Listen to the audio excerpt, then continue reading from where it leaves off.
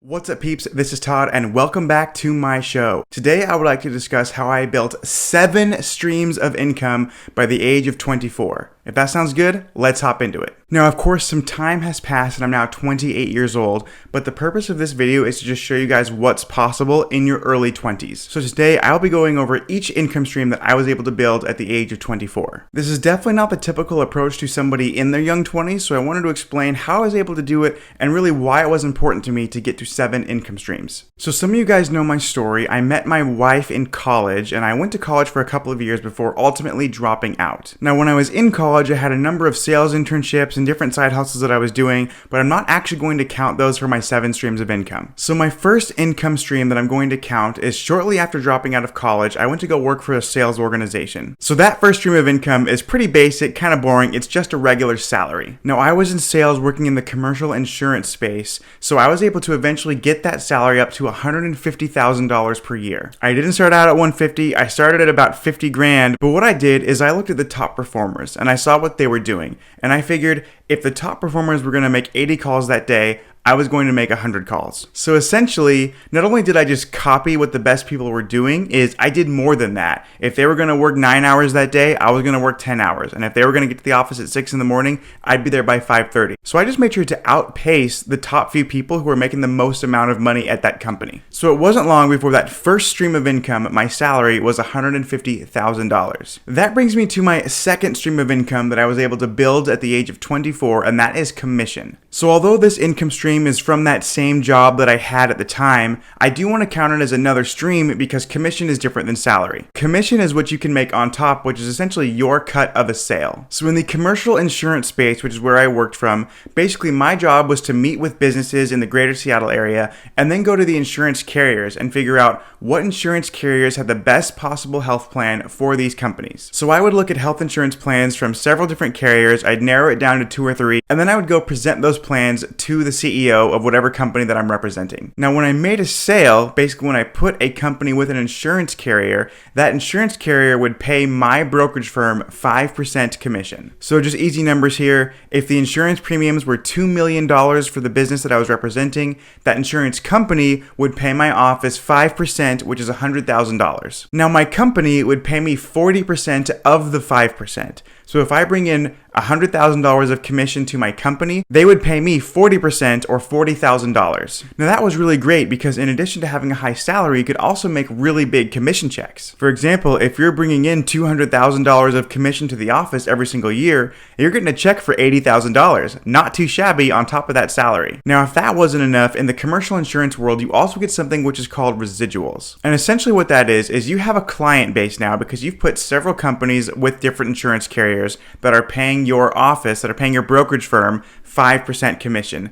Now, your brokerage firm on year 1 of that sale will pay you 40% of that new sale. But every year that that client decides to re-sign, your brokerage firm often pays you 25 or 30% of that renewal premium. So if we take the smaller of the two numbers, let's just say 25%, if you go out and you sell $100,000, they pay you 40 grand in year 1, and then they pay you 25 grand a year residual every year that that company re-signs. Now, the third income stream that I was able to build by the age of 24 is secret shopping. I started on the secret shopping journey when I was a sophomore in college, and basically I wanted to take my girlfriend at the time, who is now of course my wife, I wanted to take her out on dates, but I also had to pay for tuition, books, housing, and all my living expenses, and just doing the math, I didn't have a ton of money left over to take my girlfriend out on any dates. So when I was a sophomore in college, I just pretty much started Googling how to get free food, and when I first found out about secret shopping, admittedly, you guys, I thought it was a total scam. But I decided to give it a shot anyway, and 2 weeks later, I got a check in the mail. So I figured out it was legit, it wasn't a scam, and ever since then, I have been secret shopping. Now, I don't want to oversell anyone on secret shopping. It's not a way to get rich by itself, but you can very easily make an extra $5,000 per year by secret shopping, and that for sure is my third income stream. Now, my fourth stream of income and most exciting is probably real estate. So I bought my first property when I was 23, and 9 months later, I bought my second home. Just 3 months after that, I bought my third property.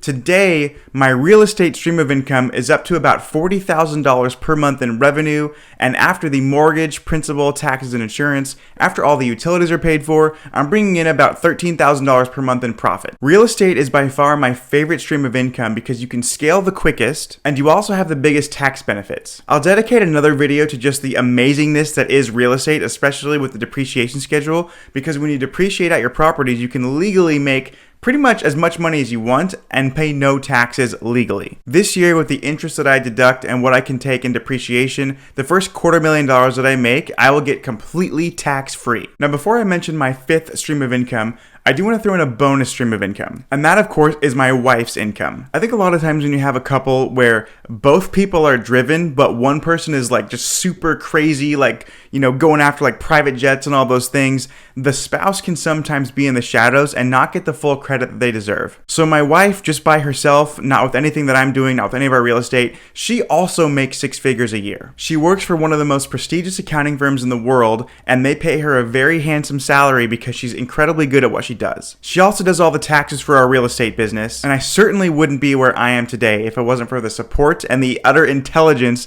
of my wife, who has been my partner in all of this. So although her salary isn't technically a stream of income of mine, I just want to throw this out there as a bonus stream because we do both benefit from it, and she is killing it right now in her accounting firm. Now, my fifth stream of income is flipping products on eBay or Craigslist. I started doing this my senior year of high school, and I kept with it all through college, and I still do it today. If any of you guys watch Gary Vee, you know he has a segment called Talking Trash, where basically he will go to estate sales, garage sales, or Goodwill. He'll find something there that he thinks he can flip, and then he'll go try to sell it online, whether it's on Amazon or eBay. Gary Vee and I agree that you can actually make a full-time living flipping products. Now, it's hard work, you're working a lot of hours, but if you don't want to have the traditional 9-to-5 job, you don't necessarily want to be a professional investor in like real estate or something, but you want to start your own business and work for yourself, flipping products is a great way to do that. I once sold a broken pair of sunglasses on eBay for $60, and I was very clear, very upfront and transparent that these sunglasses were indeed broken. Literally, the lens was popped out and the frame was cracked, and I had photos of all of that damage, and it still sold for $60, which just goes to show some people will buy anything. But my favorite product I flipped was probably in college. I bought a pool table off of Craigslist for $300. The pool table came with everything included, all the cues, it came with the rack, all the chalk. I didn't have to go out of my way to buy anything to make that pool table work. I had fun with it for 9 months. I played it pretty much every week for a solid 9 months.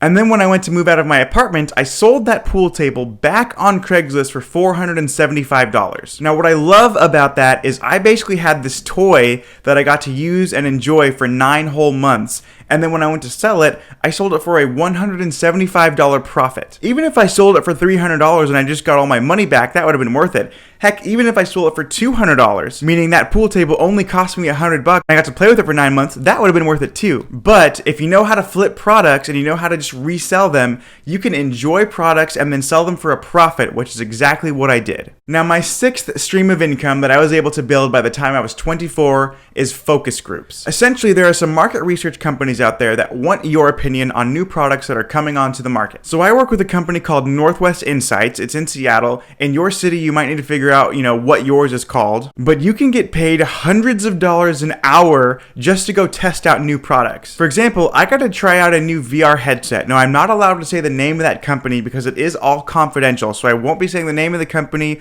or their product line or anything like that. But basically, you guys, I was paid $175 to go play video games for 45 minutes using this VR headset. And I've done many other focus groups where I'm testing out pieces of technology, video games, I'm looking at new articles of clothing, and I'm getting paid a couple $100 an hour for my time just to give my opinion. Now, with these focus groups, you can very easily make about $500 per month extra on top of all the other streams of income that you're building. Now, before I mention my seventh and final stream of income, I do want to throw in an honorable mention, which is cashback apps. I have been using cashback apps for years, such as Dosh, Ibotta, and even a company called Ask Trim, which negotiates my bills for me. But I have to mention my favorite method of getting cashback is using Groupon and Ebates. I'll make sure that all of these cashback apps are linked in the description below, but it's a great passive way to just make extra money on your normal shopping. Now, of course, don't go out of your way to spend anything that you wouldn't otherwise spend, but if you're going to be spending money anyway, you might as well get cash back. Alright, now my seventh stream of income is credit card and bank account churning. This is something that absolutely anybody can do, and it all can be be done online. Oftentimes when you go to open up a new bank account, there will be a new bank bonus where if you deposit a certain amount of money, they will give you money back in return. This is because banks want to incentivize customers to open up accounts at that bank. And that is because the way banks make money is they lend money to others. Now, banks are allowed to lend out 9 times what they have on deposit. So for example, if I deposit $1,000 into a bank, they can lend out $9,000 to somebody else. So the bank wants as much money as possible on deposit because the more money they have on deposit, the more money they can lend. So to entice you to put your money in their bank, they will often give you a new bank bonus of $100, $200, $500. I've even seen $1,500 in new bank bonuses just for opening up one account. Now, a credit card bonus is very similar, but instead of depositing money, you're actually spending money. So again, much like those cashback apps, don't go spend money just to get these points back. That would be a huge waste. But if you're going to be spending the money anyway, you might as well get cash back or at least some airline miles. Now, with bank account and credit card churning, you can easily make a couple $1,000s each and every year in profit. Just make sure, again, you're smart about it and you don't go spend money on any crap you don't need just for the sole purpose of getting points. But that's basically it for this video, guys, and those are the 7 streams of income that I was able to build by age 24. I hope this video was helpful to you, and I will see you guys at the next one. Peace.